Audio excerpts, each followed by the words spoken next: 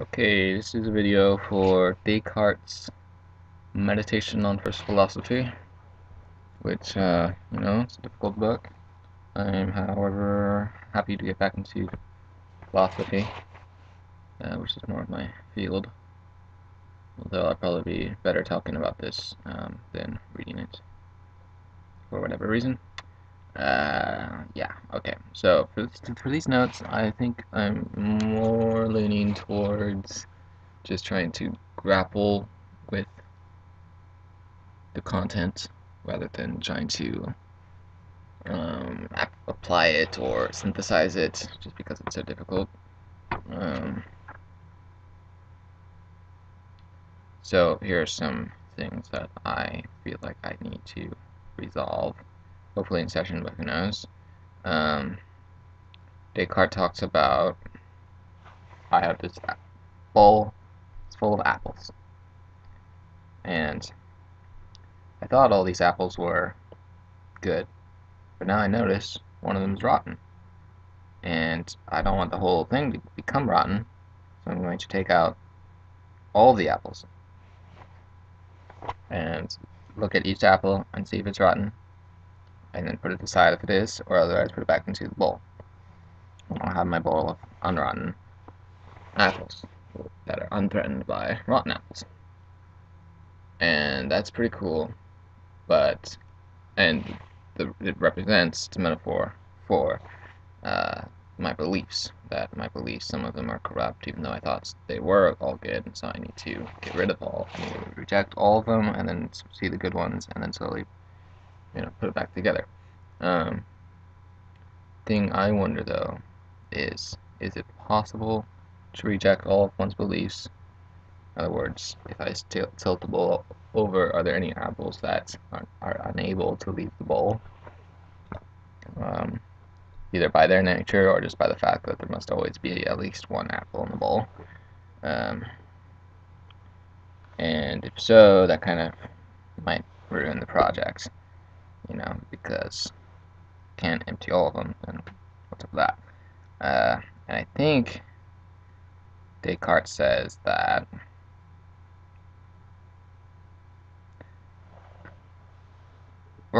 here's a problem I have. It's just that even if you reject all of your beliefs, you need some beliefs in order to criticize beliefs or to evaluate a belief, say is this a good belief or not. You need other beliefs to measure it by. And so what you might end up saying is a weird kind of analogy, but like you pour out all the apples and the ones that stick are definitely good, and then you can use those ones to measure the other apples by. That's what I think he's going to end up saying. And the apples that stick are, the beliefs that stick are, I exist, I am a thinking thing, God exists, God is a perfect thing, God has given me the intellect, and whenever I use the intellect, to the extent that it's been assigned to, it cannot fail, but when it extends beyond what it's been assigned to, it can fail. And that somehow, I don't know how he gets to math, but somehow math becomes a thing that it's assigned to, and so you can trust math. That has been proven with axioms, I guess. Basically, he's just in a search for axioms. Yeah, so I think the whole thing of Meditations on First Philosophy is the search for axioms. If you're okay with that, that's fine, because I do think if you reject all axioms, then you're hopeless. You have nothing. You have nowhere to start, nowhere to go. Axioms must be accepted either on faith or because they cannot be rejected, which is what Descartes would say about I exist and God exists, which is odd. And so, and kind of going on to that, self-control seems to be something that he assumes that everyone has self-control, because he says if the first thing he says is if there's a fire and I get close to it, I feel heat whether I want to or not. And the fact that I can't control if I feel heat or not suggests or actually proves that heat is external, that there is something other than myself. I think he actually questions that. I'm not sure what his conclusion was on that, but then eventually he goes to say that the truth that triangles, I don't know, the greatest angle is related to the greatest line or something like that. That truth is a necessary one, and that it's necessary because God made it necessary. But he is unable to not notice that now, and that basically that it's a truth that's outside of himself, and so there's this other again, so that he's not the only thing that exists, which is something he does want to get out of. But I wonder,